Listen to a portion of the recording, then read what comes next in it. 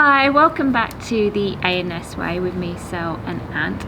This video is part of our series on us buying our first home here in the USA. And we thought we'd do a video just recapping the process so far, our thoughts on the process, what we liked, what we didn't like. And if you haven't already, go back and watch the other videos. And if you haven't already, please do subscribe, because we know you're out there, you've been watching, but you haven't subscribed yet. And make sure you thumbs up and like the video. This is actually our second time around. We recorded this entire video. Already? It was 22 minutes and I haven't turned the mic on, and we haven't done something silly like that for ages. So we're going to be going over the same stuff just for you. So make sure you give us a thumbs up for that alone. Yeah, so we'll start the journey by giving some context to the very beginning. And this was when we first moved to the USA at the very beginning, and even before, Ant was very keen on us buying a property straight away rather than renting. Yes. So I had done a lot of research against what we were told. We were told explicitly you cannot buy a property when you first arrive. You need to wait a year minimum. Not true. We got pre-approved before we even arrived here with an international bank, and we did a lot of research into properties, and we were seeing amazing properties in great areas for the mid 500s, and I was super excited about getting one of these properties as a helicopter flies overhead. So we had done our research. I had reached out to multiple of the home builders, and I'd got all of their price lists. I'd asked them, how much does it cost to put a pool in? They all said, you can't do that with us, but here is a contractor that will do it. Got the prices for pools, which were really cheap back then, and we were super happy. So we jumped on a plane. We flew here. And then life happened. There was a lot of things going on at the time. We then suffered quite a few issues with the banking, and it just wasn't... We were trying to work out as well. We were told two areas. There are only two places you need to live in. If you hear North Las Vegas, ignore it. Southwest, ignore it. You live in Henderson or Summerlin. And when we arrived, we did go out, jet lagged daily, and we were looking at mostly houses in Henderson, Inspirada area. Beautiful, beautiful homes. The moment we drove through Summerlin, and I was actually the one that said, we're going to live in Henderson because there's so much to do over there. We drove into Summerlin, like, okay, this is it. It's Summerlin. So I think that alone made us pause a bit and say, we probably want to make sure we're doing the right thing. However, we did speak to people and they were saying, don't buy now, it's too expensive. It's too expensive. Las Vegas shouldn't be this much money, blah, blah, blah, blah. I don't follow that rhetoric, because there is no point in history you can pick that is lower than a point in history 20 years. Point in history? Point in the future 20 years from now. Home prices only go up. If you are a short-term person, you're trying to get rich quick, or you want to make a quick buck, of course, if you buy a house today and something happens financially to the world, it could be 30, 40, 50, 60% cheaper tomorrow or next week or next year. That isn't really what we do. We tend to keep hold of our property. So I wasn't concerned about that. I know in 10 years, the house is going to be worth more, or 20 years, than it is today, as we found out. Yeah, because all that happened was the prices kept creeping up, and everyone who kept saying, oh no, it's hit its peak, it's going to drop, that's not true. In fact, prices significantly increased. So when we were looking at really good high-end builders, and as Anton said, around the 500,000 mark. Today, fast forward today, so November 2021, those same builders in that same location, you are looking at close to $1 million for those homes. Yep. So like for like, the majority of homes, including the actual home that we've purchased that you can see in our other videos, have gone up anywhere from 110 to 210,000. The reason why there's a big price jump, like Celine said, up to $1 million, is the lot premiums have also gone up. So in some cases, there are lot premiums for 4,000 to 10,000. Now, and we have been there when at Toll Brothers, for example, they said to us, it's 200,000 was like their minimum lot premium. We just watched a realtor, Las Vegas realtor, she put up a video yesterday, 4 blocks up, so exactly where we are in Summerlin West. 4 blocks up, there's a new build happening, and the lot premiums for the ones in the middle are between $400,000 and $500,000. So not only did the prices not come down, they are massively inflated in the space of 8, 9, 10 months. Yeah, and pretty much in any kind of way as well. So your lot premium's going up. The cost to do your landscaping now is far massively. more expensive, and there's a backlog there. So everything. Shortage of workers, it's painful. So I should have heeded my own advice. But we really weren't in the right headspace. We were just tired, jet lagged, trying to work out what was going on, and we were trying to do too much too soon, I would say. So where we're at today, I think we're about 6 weeks into when we first put our deposit down on the home that we picked. And at the point that we had decided, in a year from now, or not a year, but when this lease is up, we definitely want to move into our own home. We looked into older builds, but also looked into new builds. And at that point, we had already recognized, okay, these new builds have gone up significantly. And now the homes that we wanted originally were closer to that $1 million mark. Some in excess, we were looking at 1.2 for one of them. So it was either, do we go for that home and know that we're going in at $1 million, or do we compromise on some aspects of what we want, not knowing how long we're ultimately going to be here either, and go for something that was cheaper, but then still more expensive than what we were planning. Yeah, so I mean, if we would have done it instantly, I think I got the mortgage in January or December of last year or January of this year. If we had purchased it, we would have made at least 400,000. So we could have completed a home well under 700. The low sixes probably. And then it keeps reminding us of, if only. But we were in the situation that we're in now, and the thing that we had to manage is, once we picked the home that we wanted, it was the particular lot that we also wanted within that particular developer, and we could have waited. So one of the things that we had to kind of compromise on was all the structural options, whether we wanted to make that the elevation that we didn't really like, and possibly having a better lot overall.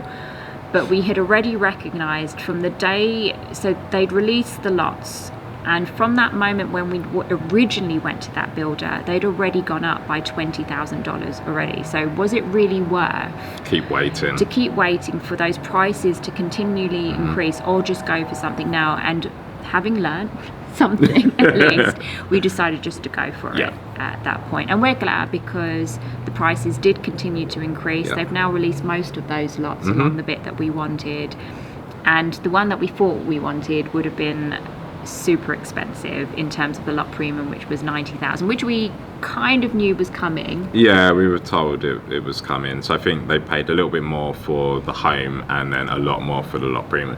That doesn't mean we don't think it's worth it. They stole the house from us, and I know they watch our channel. No, it is a very, very nice. It's the best one on. Oh, absolutely. On the estate. And if we knew we were going to be here for a long time, we would have loved that lot. I've already said to Anne, if we had that other lot, we could have built this on there. We could have had our gym shed. We could have had our bike shed. But yeah, for us, we wanted something that was going to suit what we needed for a 2 to 3 year period. If we fall in love with the house anyway, it still has. We're two people. It's a nearly 2,400 square foot home. It's more than we would ever really need. We're just being silly with all of the other stuff. Yeah. So in actual fact. Yeah. So we're saying we compromised, but it's also the fact that we tried to make a good financial decision of not having to pay out more for the home by waiting. We are now at the point where we finally know the price of our home. It took us a good few weeks of getting there. We're picking our design centre options, the flooring, the electrical. All of which we have videos for, so feel free to watch them. Yes, indeed. And I thought we could share the things that we liked or didn't like about the process. And this is coming from people that have bought, I suppose we bought 4 homes, but 3 homes, and then one was a confusing buy of a home that our family already owned. So 4. But 3 new construction homes in the UK. So we do have that experience. So this was very different for us. And I'll go first. I'll say that what I particularly liked is the ability to truly customise your home. In the UK, when you pick a home style, it is literally just that, and the only thing you can do is pick a kitchen style, and then your flooring and maybe some tiling to the bathroom, but you're not really customizing. And even that's kind of limited. So when we say you could pick a kitchen style, you might have a choice of four countertops. You might have a choice of 3 different cupboards or cabinets styles. You can't customize how it fits in there. You can't customize the lighting. You have a choice of pendants or downlighters. And then flooring, like you said, that is a little bit more customized, but it's a lot easier for them to buy in. Tiling, yeah, and that's it. It's pretty much it. Obviously, there's lots of minor details that might be in there, but that's broadly what you get to pick in a new construction UK home from a standard builder. But here you can make these structural changes. So if you want, which I would have liked, the super deck at the top, so you can have that.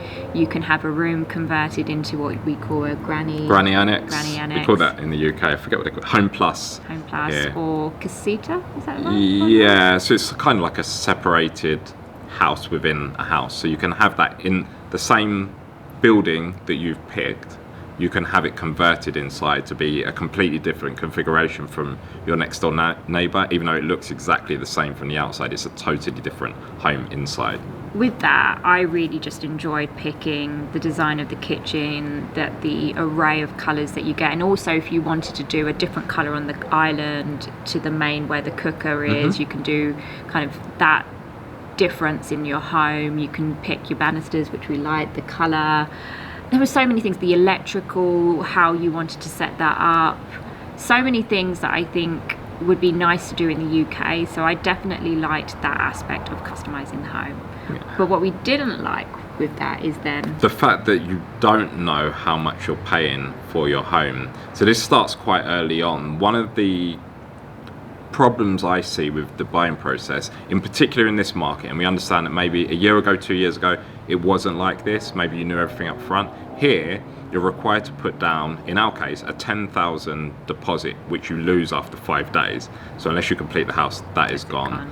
You don't know how much any of these things are going to cost you before you get to the next stage, which is a little bit concerning for us because we hadn't had experience with that. Now, you can go in, and we did. We said, what's the average spend over? And they said, generally people spend anywhere from like 10 to 25% of the base price.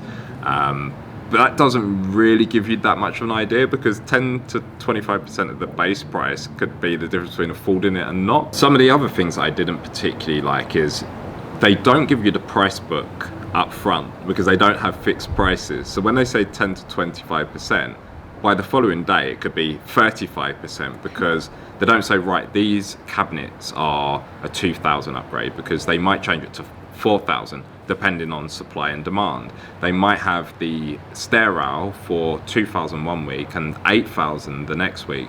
So it's really difficult, and I understand that these are optional things, but it would be better to know some of this stuff up front, I think. Yeah, and I would definitely say the not knowing of what you're really paying for your property is the downside of the US, or the process that we're going through here in Summerlin and Vegas. Added to that, there were things around the design centre, and especially around the electrical, that I felt should have just come with the home as standard. And we have found out through other people that have been watching our channel and commenting, so, and thank you, that that's not necessarily normal with other home builders in other states as well. So some of the things that we got to pick were apparently a bit odd in comparison to others. And also we found out with the landscaping that, I think it's, did you say Georgia? I think her home, she's building a home in Georgia. Yeah, apparently they do some basic landscaping with 2 trees as standard, and something in the UK you do get that. You do get a lawn, basic landscaping in the UK, whereas here you literally get this dirt lot which you are fully responsible for landscaping within a time frame. And at this point in time it's quite difficult because there's a massive labour shortage, to the point that when I got the original quotes in December, January, they are double to triple the amount, and we've met people where they've said just don't do it now. However, they say you've got 6 months from when the home is handed over to get it done, so you're feeding into this market where it's commanding a much higher price because you have no option. So that wasn't great. The other thing that we didn't like with the process overall is the pricing. The way they price their homes here is strange. So you've got what they call the base price, which isn't a base price, because if you ask them, can I buy a home at that price, they say, oh no, you have to add on all of these things. So that can't be the base price then. So as an example, our lot was 30,000. Some lots, not necessarily on this estate that we're moving to, are 2, 3, 4, 500,000 as we mentioned. So in my opinion, the base price of the home is the amount that the minimum amount you could pay to move in. Yeah. Not an arbitrary figure that they have made up. Now, of course, I know somebody's going to come in and say, oh, but in the bad times, they'll sell it to you for that actual price. Yes, but that's not these times. You have to, in my opinion, present what it is. In the same way, if somebody says to you, okay, here is a car for 30,000, and you say, write a check for 30,000. Oh, no. That doesn't include the wheels, the tyre, the airs, the seat, or everything the engine. that you need to basically function the car. The car. That's just for the idea of buying the car. So it feels a little bit underhand. To me, the base price is the minimum you have to spend to move into that particular home. Yeah, and not to put others off from buying here in Vegas at the moment, but I do sense that a lot of what's happening here is because of how The hot market frenzy. Yeah, how the market is here. And I would just say, just be really mindful of that, because as we have learned within a few months how much the prices were increasing of just the base price, then you're factoring in how the lot premiums are changing over time. So then you can't really get your head around fully how much the price of the house will be in terms of the base, the lot. Then you're thinking, right, then I know there's 10% to 25% of a base price that is ever changing, plus the lot premium, and then there's all these landscaping rules. So you're like, am I spending 100,000 or $1 million? You're not actually sure. The other thing that I'll add in, I was going to make it a later point, but I think it fits in well. The buying process of a new construction home here is very different to the UK. The UK, all you need is to show that you have the basics of being able to afford the mortgage. I can walk in with a mortgage pre-approval from HSBC or Halifax or NatWest or whoever.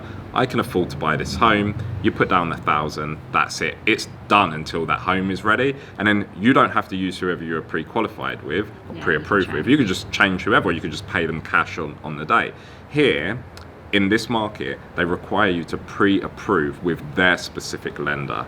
And that was a real challenge for us. And this is across all of the builds. And in fact, a lot of them didn't get back to us in the end because they want a really standard, easy pre-approval, which meant they want you to be a citizen. They want you to already have your W-2s or whatever the tax forms are here. Now, we're not a citizen and we haven't paid, or we have paid our taxes, it's withheld, but we haven't got a tax return yet. So they were just like, well, good luck, essentially, and just let's go off on our merry way. That meant that we could not then proceed at all with that home, even though we had pre-approvals outside of that. So it was really frustrating. In the end, it happened that the builder that we are working with, their preferred lender was actually a partner with one of the places that pre-approved us. So it sort of worked out, but it was still a really frustrating process because he still had to go through his due diligence. We had to present to him all of our stuff. So he was like, okay, I know you've had it with them, but now I can see that. That's fine. It will work out some way or another. Alongside that, unlike the UK, when you apply for a mortgage, it's locked for up to 6 months. If I apply for a mortgage at 1.7%, for example, it's locked for that period. If you get to that period, you can just email them and say, look, it's going to be another month. Yeah, and extend it, like do an extra holiday, like they give you an extra month or sometimes 2 months. You can ask. to extend that rate out. Here, we found out through this process, that is not the case. Your rate is not locked until you're due to close. And I don't know what the time period, 30 days, 60 days, something around that. So you might see a rate today of 3%. But when you come to close, the rate could be 4.5%, so your numbers are way out. And that bit, I think, is a little bit worrying. Yeah, it's concerning. I really do understand why that would be the case, because the bank is buying debt or producing debt at a certain rate or amount. They don't know what it's going to be in 8 months when your home is built, but that was something that we had to learn. So just little things that we picked up that made us feel a little bit uncomfortable, uneasy, because we weren't used to it. The other thing with the mortgages is you can lock in a rate. Yeah. Fantastic. But you've got to give us 5,000 up front. And then if you choose not to use our mortgage, that's it. You lose your $5,000, which you'd think, okay, that's not so bad if you're comfortable with that rate. Oh, we add 0.5% onto the rate we told you as well. So you're as not a really safety net locking in the that rate. particular rate, and it's a difficult one because you kind of want to have certainty around your finances. So whenever we've purchased a home, we always do everything up front. Yeah. We understand what our monthly outgoings, what our budget's going to be, the deposit, etc. So that's the frame of mind you go in. Now we're in this kind of period of waiting, not knowing exactly what the changes to interest will be by the time that we need it, and nor did we want to pay a substantial amount knowing that we upfront. wouldn't be covered anyway. So you can see within that, you're not actually sure whether your house is a $500,000 house or $1 million house. You just don't know up front.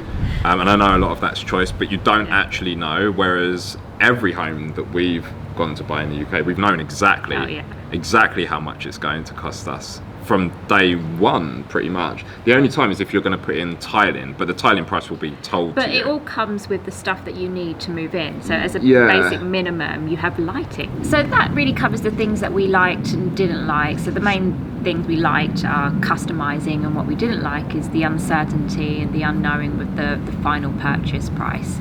Linked to the buying, and we have said this in the other videos, in the UK you have a reservation fee and that's it, and then you pretty much forget about it until you're at completion.